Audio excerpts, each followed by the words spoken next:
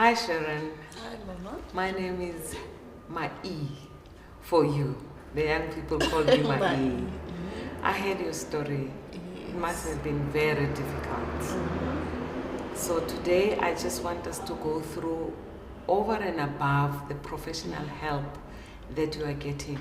What kind of support are you getting from your family? What a okay. I only started opening up to my brother this year. How old is your brother? He's 30. 30. So he's older or younger than you? He's older. Older than you. Okay, and then I heard you said your mom passed on and your Yes. sister. And your dad, is your dad there for you? Yes. And he still doesn't know your story. Yeah. Okay, you know, healing after such a traumatic experience comes in maybe more ways than one. Yeah. Over and above the professional, the medication that you are getting, you need to get therapy where you just sit with somebody and talk to them. I know as African cultured people, we're thinking, you know. However, it's not. We're changing the narrative now. We need to get that professional help. That's number one. Number two, you need to build around yourself support. If you feel you are not comfortable at home, then you need to find a group of people that are going through what you are going through. A support group. That's what we call it. And it's a safe space where everybody meet and they share their stories, and you are open to speak freely as well. And the third one is you need to have your own techniques, things that you can do to help you cope better. Just laughing it away, it's not enough. You need things like meditating. You know, we meditate on the word of God. We hold God to his promises, to say, God, in your word you said this, and that is what I want for myself. You can go on, you can exercise. You know, exercise is very good for your brain because you get enough oxygen. So you can go on hikes, you can run, whatever sport that is comfortable, that you will enjoy. And then you need to even eat well to make sure that you are feeding your brain, because it's like now your brain is going through a lot. Yeah. Trauma is something that builds and piles up in our bodies, and to dismantle that pile takes a lot of consistent and persistent work. So you are not on a diet, but you are making sure that whatever you eat is good for your brain. I heard you talk about how you struggle to study. If you know the right foods that you can eat that will give you the energy and help you focus, then you will be able to, with the medication. So everything works together. Yeah, so those are the things that you need to look at. And you also need to look at yourself, self-care. Who is Sharon outside of, I've lost my mother, I've lost my sister?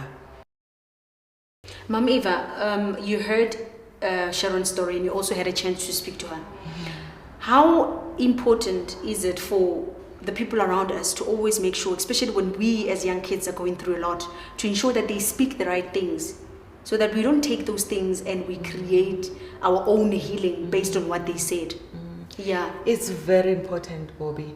You know, in the Bible it says God created the world by speaking words. Yeah. So even us as parents, whatever words we use over our kids, we are planting seeds. And those seeds one day will bear fruit. So we need to be very careful what words we choose whenever we speak to our children. Yeah. And we need to create an environment where our children are able to come to us at any point and say, either you said something or somebody said something to them out there, so that they can come and clarify with you, you know, and you as a parent being ready to give them that clarity of mind. And I think on Sharon's case, she says that whenever she goes and look for help, therapist, psychologist, they always say, no, you don't have a problem. What do you think she has built within her? I think she has built a tool or created a tool to deal with it. But what would you say to somebody out there who's doing the same thing? Is it going to help them or is it not going to help them? Are they creating more damage? It's not going to help because we build that wall so that people cannot get to our emotions. Wow. I see how she smiles and how she laughs.